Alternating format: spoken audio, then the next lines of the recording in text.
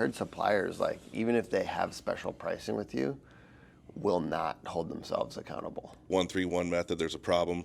Come up with 3 solutions, and then tell me which one's the most viable. Huge. That's good shit. Yeah, I always say 1-3-1, and then I never hear from them. They just disappear, and then they got the answer. Hey, how's it going? It's Tim Brown, and this is the Hook Better Leads podcast. I'll let my guests introduce themselves.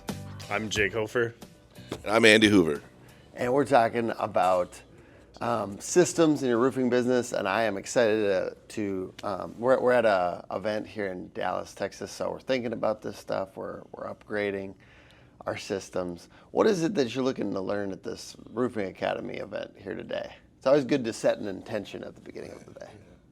I just kind of want to network, and we work with Randy a lot already, and so just kind of see what kind of gems they have throughout the workshop. If they've got some good financial bits, some production stuff, and yeah, they're good stuff.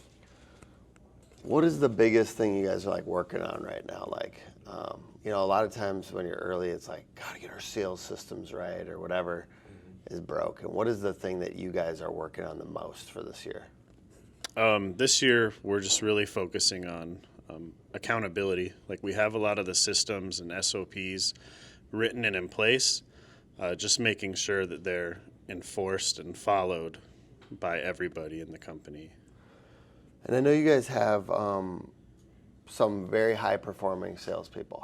What are I feel like sales is always the most exciting thing to talk about first. So sure. What are some things you've noticed with your highest performing salespeople that maybe you'd like to reproduce with the other folks? I'll go first. I think the highest performers, it's not necessarily that they have the most sales skills. It's that they hustle more than other people. 100%. If you put in the work, you can outwork somebody that's more talented and do better than them in sales for sure. Do you still have the female that does very, very well on roofing sales? We do, yeah. Do you think it's a little crazy that more roofing companies don't utilize that?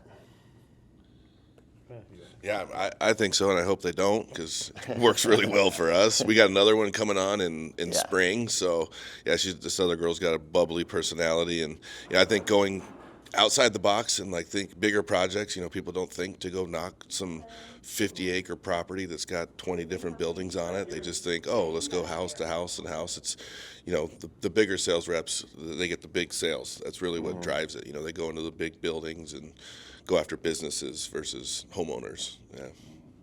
Is she still one of your top ones? She's actually our sales manager now. So Okay. now she's helping reproduce what she does over and over again. Yeah. Yeah, I mean, both of our salespeople are females, and the natural strengths of a female to me work really, really well towards making people feel comfortable, and just that kind of I don't know, that nurturing quality seems to work well for sales. They don't slam the door in their face either. Yeah. They're kind of oh yeah, what are you doing? Let's talk to you. Versus a guy oh man, here's another sales rep. Yeah. Disarming. Disarming. Yeah, very disarming. Yeah. Sure. I think it's smart. Female sales reps seem to care about customer service aspect a little more as well. Mm-hmm. They seem to. That's something they just, for whatever reason, seem better at. So are you gung-ho on this too? I can feel he's gung-ho. Are you going to get a couple more female sales reps or what? Yeah, we've got one hired that's going to start next month, and we're not specifically looking for just females, but yeah, you better not be, because those DEI, Trump's going to come rollbacks. after us if we do that. But Well, we've been kind of I've heard roofing companies say we were looking for a fit 28-year-old man who was in sports. So we've all been identifying, it's nothing wrong with identifying a persona that seems to work well or whatever. Right. But I was just joking with the Trump thing. So talk to me about the accountability side of things. What has not worked in the past, and what are you changing now that you hope is going to work better for 2025? Accountability, just following the procedure, to a T, as far as turning in jobs, making sure every detail that we require, as part of the turn-in process is there before sending it over to production. Just things like that, just making sure that people are doing, because in the past, so we grew so fast that we wrote all these SOPs and put this stuff in place, and we were kind of just like flying down the road and loosely following them, right? And then we're just growing so fast that we weren't looking back and managing all the fine little details of our processes. And this year we're still growing, but we're a lot more steady in our speed. So we're able to like slow down. And I think an analogy you've used is we were like running on the treadmill as fast as we can go, and you're dropping shit and you can't pick it up. Well, now we're going as fast as we can, but we're more controlled, more athletic, I guess, and able to drop and pick those things up and keep moving forward. Can you give a few more examples of the types of things that are getting dropped? Like Just financials. be open with an honest their audience. It's just other roofing companies that are trying to deal with the same shit. Right. Yeah. Financials, checking your supplier invoices, making sure you didn't get overcharged, picking up your returns, getting them taken back to the supplier in good shape, making sure the crews don't damage materials, and if they do, charging them for it. Just things like that. I heard Do you that have like any other? suppliers, just a note real quick, I heard suppliers, like even if they have special pricing with you, will not hold themselves accountable. Oh yeah. I mean, our first year in business, it was just me and him. In 6 months, we did like 3.6 million in revenue, and we didn't watch any of that stuff. And next thing you know, we did a couple large projects, and we get the invoices. I'm like, dude, they charged us full retail, So, but I mean, back to the accountability stuff. People like to hit the easy button. They just go, hey Jake, how do I do this? But we're like, now we just say, hey, go look at the SOP. It's all written step by step. Don't come to me. We do 1-3-1 method. There's a problem. Come up with 3 solutions, and then tell me which one's the most viable. Huge. That's good shit. Yeah, I always say 1-3-1, and then I never hear from them. They just disappear, and then they got the answer. So, yeah, instead of hitting the easy button. It's wild how, I mean, no disrespect, it's people, sometimes we train them to ask us. Yep, 100%. For sure. And so like untraining that takes work, the 1-3-1 method. I like it. So you even say that and they'll be like, they know. Yep. I need to use that. That is so good. Yeah, it's fire. Can you say it one more time? Just The slow down. 1-3-1 method. So there's a problem. They need to come up with 3 viable solutions, and then out of those 3 viable solutions, pick one that they think is the best. And then bring it back to you? They usually bring it back, and then I just, you're good. You're good. That's sweet. 'Cause usually that solution's a good one. So they thought about it versus just like, what do I do? So can you give me the growth trajectory here? You guys were doing you did 3 point, how much? 3.6 in revenue. Just you two? Just the two of us That's in incredible, by the 2021. way. Yeah. It's really good. Yeah. And then the last few years, and then what are you like projecting to do, or what's your goal for this year? So we did 3.6 the first year, 8.6 the second year, and then last year we did like 15.6. And so our goal originally was going to be 30 million, but we kind of brought that down to 20 so that we can hold more people accountable and then control the growth a little bit. I have a feeling we'll probably be closer to 25, depending on storms and big commercial projects. So, 3 years from 0 to 20. We'll see where we're at. But 3 years to 15. And a good chunk of that is commercial, from what I understand as well, or like how much percentage of that is? Last year was maybe 30%. Yeah. We just started doing that. That's also been a fun one. Like really know flat roofing before you jump into it. Big numbers, but big problems. Yeah, I like that. Yeah, that's what I've always said is like, or like from the guests I've had on, they just talk about how like you have to be willing to like stomach a big old profit crunch on that sometimes. We lost 216 grand from one sales rep. What he did, we did like 5 or 6 million in commercial last year, but the one guy, what he sold was, we ended up losing 216,000. I would assume he's not working there. No, he's gone. He's gone. Yeah. And Patrick, you know what you did. I'm just kidding. Right. Or whatever. Does your company want to build your brand and get more jobs in the neighborhoods you're currently working in? The Brick by Brick playbook allows you to establish your brand, your reputation, and gain trust in any neighborhood in your service area with a series of 4 postcards sent once a week to the neighbors of your current jobs. If you want to get more work in the neighborhoods you're currently working in, Get with the team at Dope Marketing and get your brick by brick playbook set up today.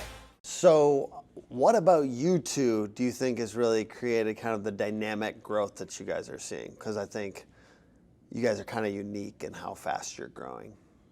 Yeah, I credit it to getting the right people and creating a good culture so that they're comfortable coming to us with questions, and just empowering people to make the decisions on their own and create good leadership.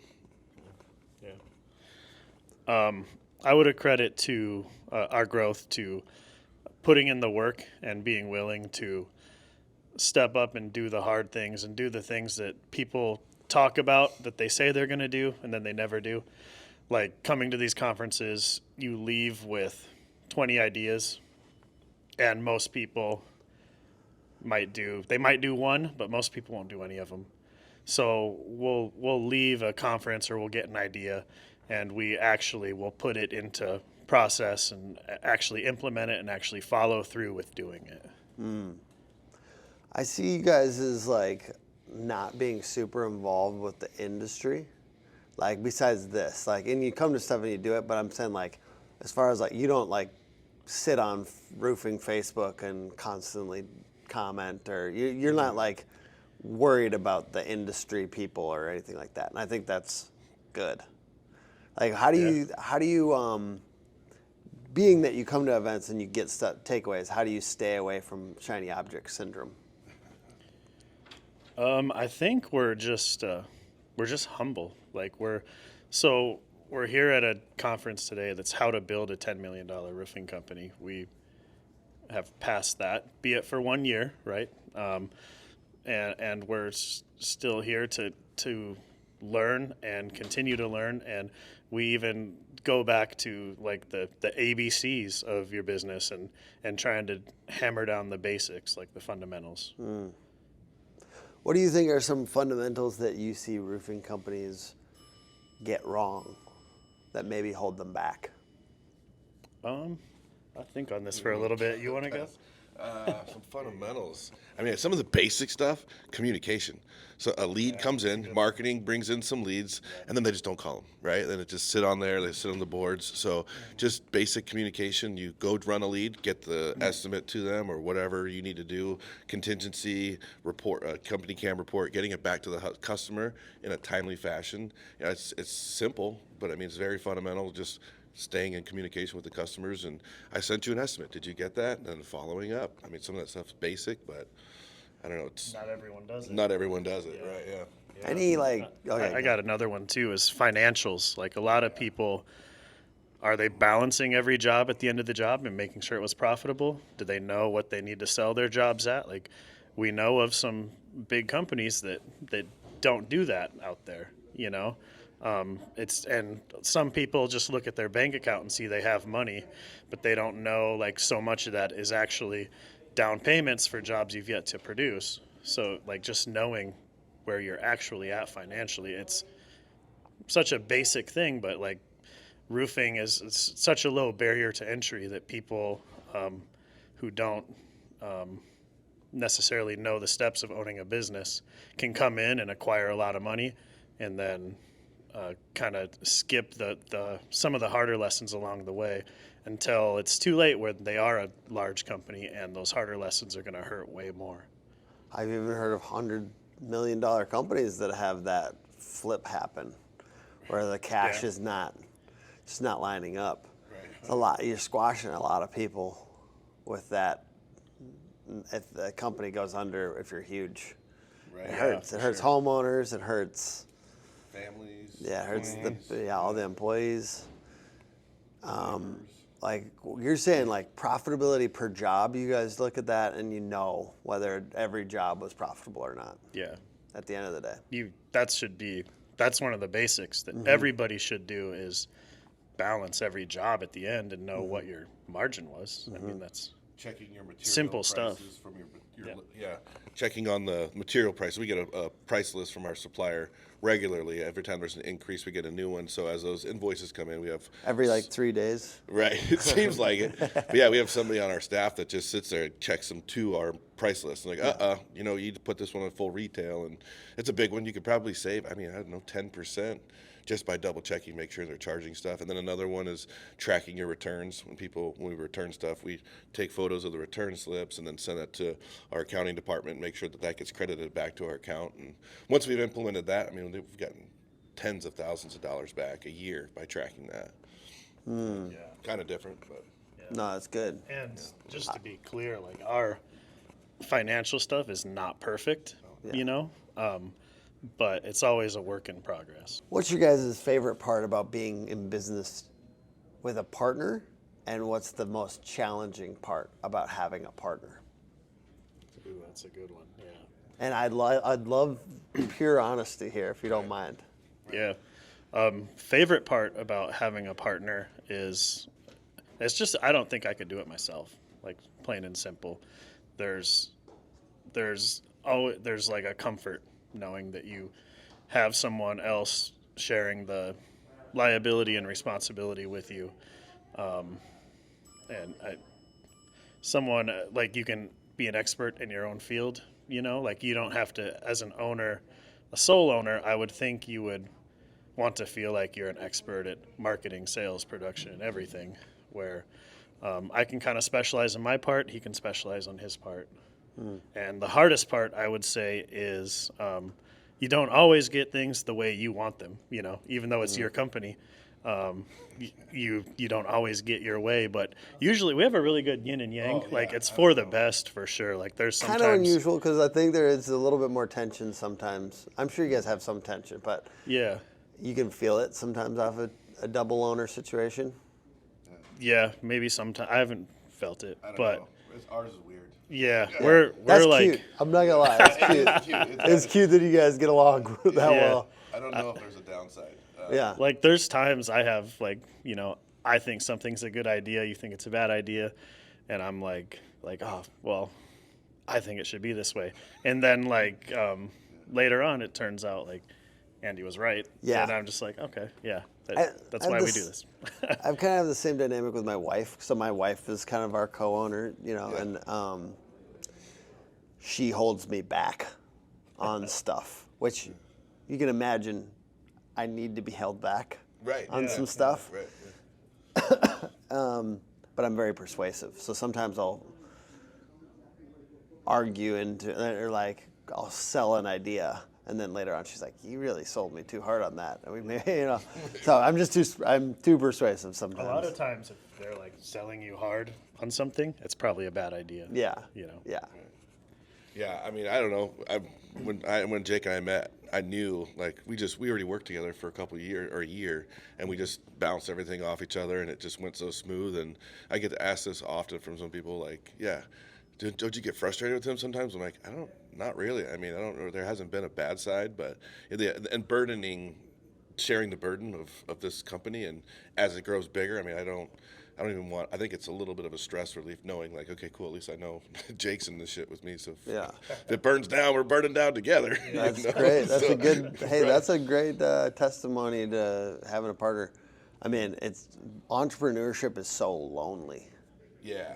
And I think that's one of the reasons also, I know you guys are part of the Roofing Academy. One of the reasons that people join groups like this is like entrepreneurship can just be painfully lonely. And you'd like, even trying to talk to your best friend about running a business is not always like, you can't really express the like level of weight it feels like sometimes.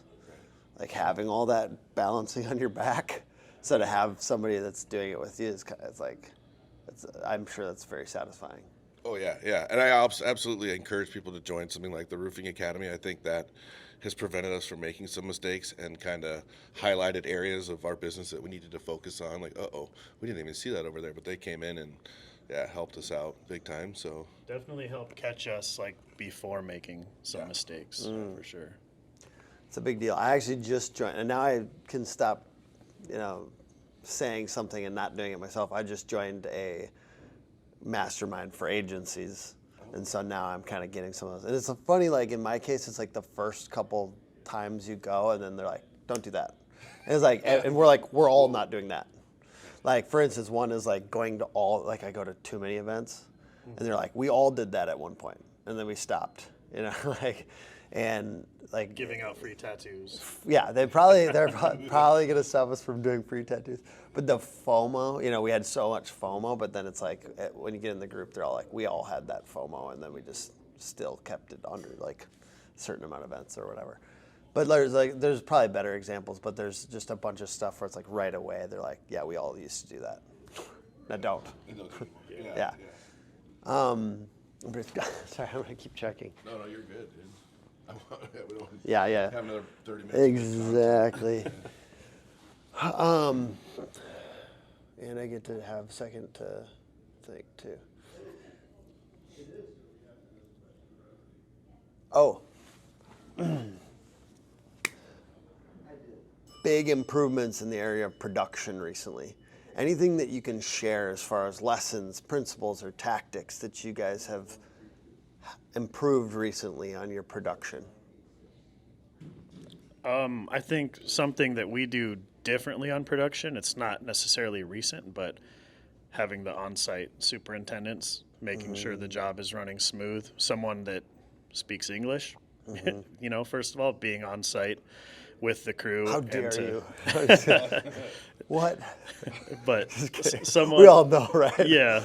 Yeah. Someone on site Yeah. to just answer the homeowners' questions, Yeah. make sure the job goes smoothly, run and grab a pipe boot or a piece of drip edge if needed.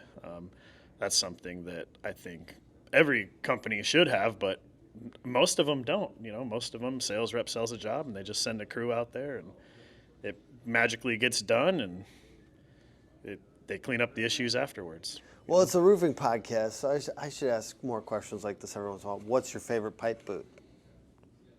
Do you have one?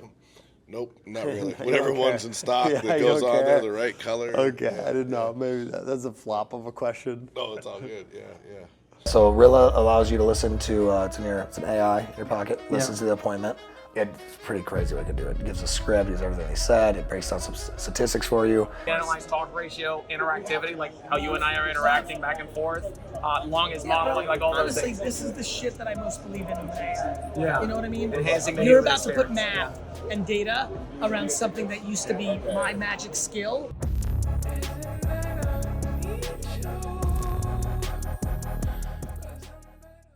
Yeah, I mean, I think having the right coordinator with the right experience too. I mean, we put somebody in place who was very organized, was really actually pretty good at scheduling everything. But when it came to customers, you know, if there's any kind of, you know, oh, there were 6 nails in my yard, she would just shrink and, Yeah. you know, you got to be able to.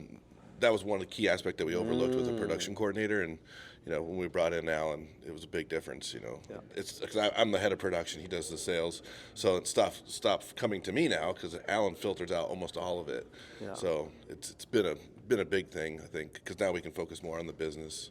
Talk to me about that nails thing. Let's zoom in on that for a second. Oh, geez. Nails in yard, because like literally you can't stop there from being any nails. But how do you do you talk about that with homeowners before the sales process ever, or like in the sales, like there may be some and this very hard, or like how do you deal with that when it goes poorly? Because that's such a common problem in the industry, right? Yeah, kind of as part of our process when a job gets scheduled, the homeowner gets an email and a text that they have to confirm they received. But it does mention that, like the exact words or something, like there's 10,000 nails on your roof. We try our best to get all of them, but it is a construction site. There may be nails after the fact. If so, just let us know. If you find one, I will personally swallow it. Right. I don't know. I don't know. What can we say? It's a lot of nails. Yeah, I mean, the superintendents have magnets in their truck. They're supposed to go around, and I mean, we get most of them. Yeah, the roofers run the magnet, and then our superintendents run the magnet. But still, I mean, there's so many nails. I mean, and then depending on the customer, you know, sometimes there's 3 or 4 of them, and they get livid. Sometimes there's 10, and they're like, "Yeah, I can't believe you only had 10 left here." You know, so it's all perspective, I guess, from the homeowner's eyes. Other production things that you guys have been finding interesting lately, even challenges might be. I think a good spot for someone who's looking to hire a production manager. The distributors probably don't want to hear this, but we snagged ours from a distributor who's used to dispatching however many trucks a day, and they know the building materials. That's a good place to look for someone. I like that. How about any other tips like that as far as like where you find salespeople in the past? Are you getting employee referrals? Where are you finding your best salespeople? Like what industries, if there's any patterns? Yeah, our employee referrals is a big one, but we talked about earlier about Shelby, our sales manager. She was a hairdresser, and it makes sense that she would be good at sales because her job was to talk to people all day. She had to make sales on shampoo and color and stuff, and then keep her own finances. So it was kind of like a very easy transition for her from hairdresser into sales. Any other types of industries or patterns you've seen there? Or types of people? Types of people. Yeah, talk to me about your salespeople, your best salespeople. What is it? Well, I mean, there's sales, and then there's sales that can produce or can push the information clearly to production, right? Yeah. We've had guys who can sell the whole entire world, and then they go to turn in the job, and they're like, I don't remember what color it was. I don't remember if we're replacing the drip edge or gutter apron, and then just kind of a flop passing that through. So, I mean, my ideal sales rep is a balance. We got him he was with another company, but he cares about the customers, and he's really attuned to all the details. So when production sees his name come through, like, oh, cool, this is going to be right, this is going to move through. And then some other people are like, oh, gosh, we should probably double check this one, because, yeah, you sure it's going to be black shingles? It's just one of those things. Most sales reps are that personality. They just sell the thing and then move on and then forget the details. So, And I think we talked about this after the right. So I'm gonna go into that a little bit. Two things. One, the women in roofing sales. I think there's opportunity. I mean, you have somebody that was a high performer. It's just disarming, and sometimes it's like the nurturing qualities of females seem to do well in roofing sales from what I've seen. And I mean, not everyone, but when you get one, it's sweet. And we were just talking at lunch about how women are 60% of the time the decision maker. So a woman can relate better to a woman, I think. I don't think that's a hot take. I think that's like, if your ideal customer is a 6-year-old or a 48-year-old soccer mom, then Shelby's going to be little 33-year-old female that's like coming by and is like just nice, right, and like really like not pushy. Like there's just certain qualities that seem to come sometimes more from females. I think non-traditionally they've been in roofing sales, so it's also like a different angle. Right. You're kind of hitting them from a different angle. They wouldn't expect it, and that's good. Yeah, for sure. Shelby's going to interact with that person a lot better than I would probably. I mean, there's a flip side to that too, right? Because then they really need to know their stuff. They have got to know all the ins and outs of the roofing, because Shelby's been tested big time. Like a man, some there's alpha drawbacks. guys like, you're a woman, Like, okay, you don't even know what a shingle is, and she just rips off all the codes and all the things and details, and looks phenomenal. I was like, oh wow, okay. So she's definitely got some hard, or women in general are going to be tested. That's important to know. There's Right. there's back and forth with that. Yeah. And you were saying, I'm gonna check one more time here. Check. Yep. Yeah. What was the other thing we had talked about with? We talked about that, and we talked about, with salespeople too, there's that person who the initial push of sales goes through. Like the first 6 months, they're just running and gunning, and then they have like the consequences, a little bit of like a few bad sales that weren't right, or the profit's low, or just something was off. And like there's two things that can happen. One, they can just get discouraged. I'm not a good salesperson or whatever. Or sometimes they'll blame it on the company a little bit. They'll be like, this company, they lose their nerve to sell for that company because everything's not perfect. And there's always going to be problems, and it's really being a great salesperson is about like letting the customer know there might be problems, but our company is different because of the way we handle those problems when they come up. We're going to be there, and we're going to help. But it's weird that sometimes there's an initial push of sales, and then someone loses their nerve. Right. Have you experienced that, and how do you deal with that when it does happen? Or somebody who's like a high performer. I think we were talking about somebody before. That's why I was like, That's a good question. maybe it was not. I thought we were talking about somebody. We were talking about somebody that was on your team that was doing well for a while, but then fell off. So let me do the end of that again. So have you had somebody on your team that was doing well for a while and then fell off? Yeah, I mean, they kind of fell off more personal reason-wise. Oh, okay. I mean, and then they would sell anything under the sun. I mean, that was one of the bigger problems is they were selling, damaged stuff that we couldn't even replace or fix, or we had to get dirt work done because part of the roof's in the ground and just weird stuff. He's a really good salesman, but he ended up having family issues that had to move on.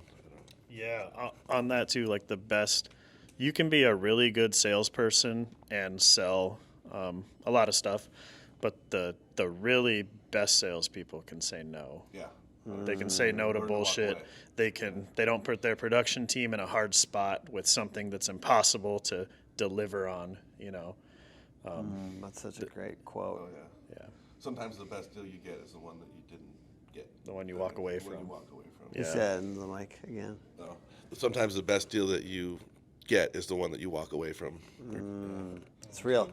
Yeah. Think about it so many times, like it's not just the pricing, Right. it's the terms. Right. Read the Like, so customer. if our terms here are that we're going to go dig something out of the ground or do a trade we don't normally do, it's a terrible deal for us, even if you sold it $5K over what you thought a normal roof was. Right. It's crazy. I did want to touch on working with Hook Agency. How has the experience been working with Hook Agency? Would you recommend it to another roofing company? I'll let you do that. Okay. I would not recommend Hook Agency to my competitors. It's been great. It's our results speak for themselves, and also the map that you had showed with our rankings in our local area is just absolutely insane. We have weekly meetings with our account manager, Vinny. He's very thorough in explaining everything. You guys track a shitload of data, and it's really cool to see, and it's very transparent, and we've just had great results. And I kind of noted earlier, but I think just working with a company like yours, I love companies that are the companies that know how to get 5-star reviews, that are the best in their area, and then you guys basically deserve to be at the top of Google. You know what I mean? Yeah, that's a back and forth. Is like, you guys are working on deserving to be at the top of Google, and we're making sure you are, and that's a great back and forth to have. Yeah, for sure.